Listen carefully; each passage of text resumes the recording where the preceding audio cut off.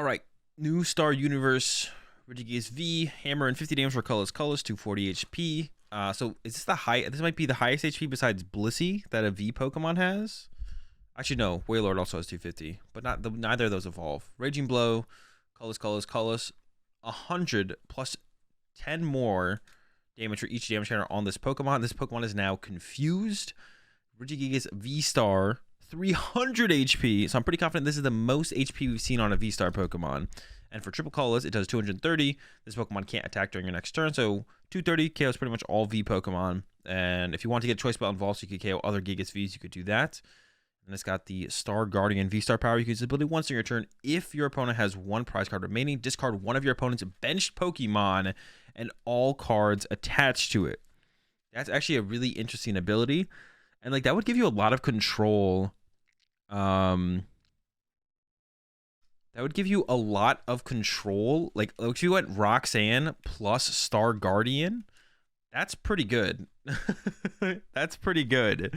So Roxanne plus Star Guardian plus maybe KO their active is interesting. So Gigas actually seems pretty decent. This ability is like pretty powerful. Of course, you have to make sure your opponent gets down to one prize card remaining, which might be the tough part. Like guaranteeing they get down to one prize card. But 300 HP is a lot. And I think probably the biggest combination I see possible with this is with Memory Capsule.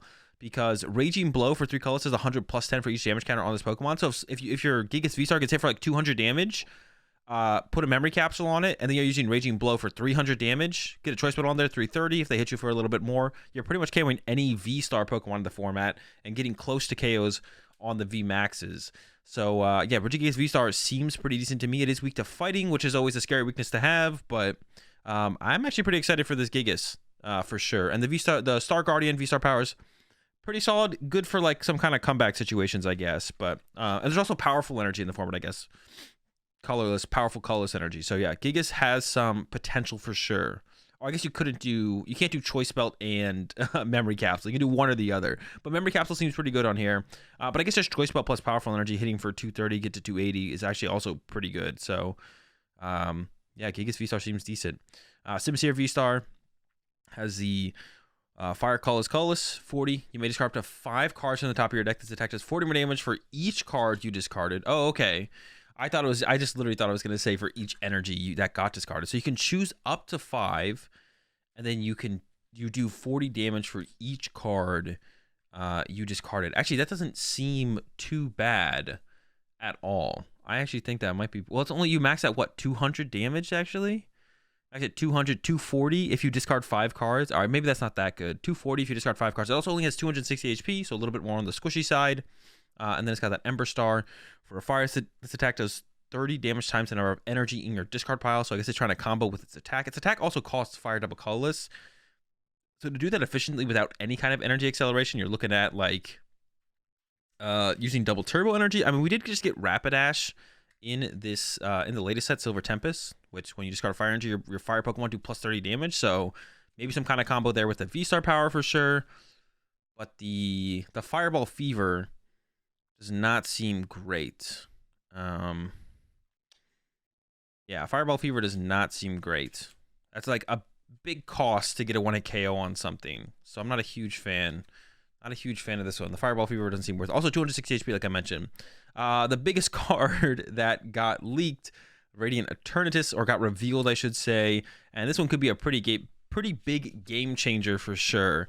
With its ability, Climax Gate. It is the first and probably only Dragon Radiant Pokemon we'll get as well. Once on your turn, when you play this card from your hand onto your bench, you may search your deck for up to 2 VMAX Pokemon, put them onto your bench, then shuffle your deck, and your turn ends. So your turn ending obviously isn't great, but if this is what you're using on the first turn of the game, you really don't care too much if your turn is ending, especially if you're getting 2 VMAX Pokemon into play. Now, what VMAX Pokemon are you going to get, I guess, is kind of the question. My initial thought immediately was, oh, you could like play some kind of dark deck and get a Eternatus VMAX, but Radiant Eternatus isn't dark type, so you'd also have to like play Scoop Up Net and get a Scoop Up Net out of play. And you got stuff like Mew VMAX. What other VMAXs are there? There's Lecky. I guess Lecky VMAX would maybe be the go-to one. Duraludon VMAX, maybe Kyurem VMAX, but I guess Regigigas VMAX would maybe be the best one. But if you're doing that turn 1 in like a Vikavolt deck, then you're not using Vikavolt on the first turn, so I'm not sure about that. But Radiant Eternatus, definitely seems good, and a lot of decks are going to be built around this card for sure. So any 2 VMAX Pokemon coming out of the deck going into play sounds pretty good to me, especially because you can easily search it on the first turn with an Ultra Ball or a Quick Ball, as long as it's not prized, and then you just have to hope your VMAXs that you want aren't prized as well, but you'll probably play a pretty high count of them. So you can do turn 1 going first, turn 1 going second. You're not going to be doing anything else on those turns most of the time anyway, so yeah, the Eternatus seems like a pretty big game changer. I wasn't expecting too much more or too much to come out of the January set, which I assume is when we're going to be getting these cards, so that'll be interesting for sure. Hatterene V for a Psychic, the top 3 cards of your deck, choosing a number of energy cards you find there, attach them to this Pokemon, return the remaining cards to the top of your deck in any order. So pretty solid first attack, actually. And then Psychic Double Colorless 80 switches Pokemon with one of your bench Pokemon.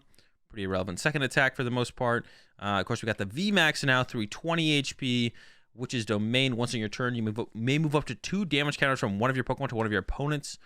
From one of your Pokemon to your opponent's active Pokemon. So specifically from one of your Pokemon to your opponent's active Pokemon. And then for Psychic Double Colorless 150, the opponent's active Pokemon is now confused. So with 320 HP, it's not going down to very much. It is weak to dark. So if you had 4 or like 3 or 4 Hatterene VMAX set up, you know, when you get hit, you could theoretically move 60 to 80 damage from the Hatterene that got hit over to your opponent's active Pokemon, then do 150 and confuse them.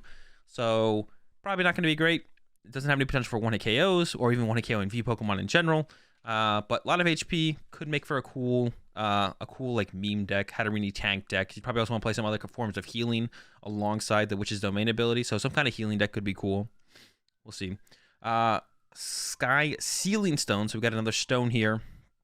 Attach it to a V Pokemon, and the V Pokemon can use the V-Star power on this card. It is an ability. You may use the ability during your turn. During this turn, when damage from the attack of your basic Pokemon in V knocks out your opponent's active V-Star or VMAX, take 1 additional prize card. That's pretty strong, but it has to be on a basic V Pokemon, which are generally pretty squishy and don't hold up great to V-Stars and VMAXs. But I mean, maybe this would be enough to turn the tides in certain decks. I'm not sure what you would include this in to try and get the advantage from this ability, but it is pretty powerful. Drawing extra prize cards is pretty good. I don't know what I'd actually play the Sky Sealing Stone in. But yeah, like I said, V Pokemon, not super powerful up against V-Stars and VMAXs for the most part. But interesting. And also has to be KOing a V-Star or VMAX as well. So already you're going to be struggling because you're a V deck up against V-Stars and VMAXs, and you have to take one of them down when you find this card and use its ability. So interesting card. It doesn't seem that overly strong, but hopefully there's some deck out there that can take advantage of to actually put them on par with V-Stars and VMAXs. Yeah, some more draw. 3 supporters, friends in Sinnoh, friends in Hisuian, I assume. Or is that what it's supposed to say? Whatever. Draw 3. Terrible cards. Don't play them. No one's going to play them. So a couple interesting cards. The Stone is interesting. The Radiant Eternatus is really interesting, really cool. Excited for this card probably the most. And then also Gigas. Gigas seems pretty good as well. So some cool cards that'll be coming out of V-Star Universe, which I'm pretty sure for us will be our January set, which is more of like a collector set than anything, but some decent cards being in there is going to be cool for at the very least.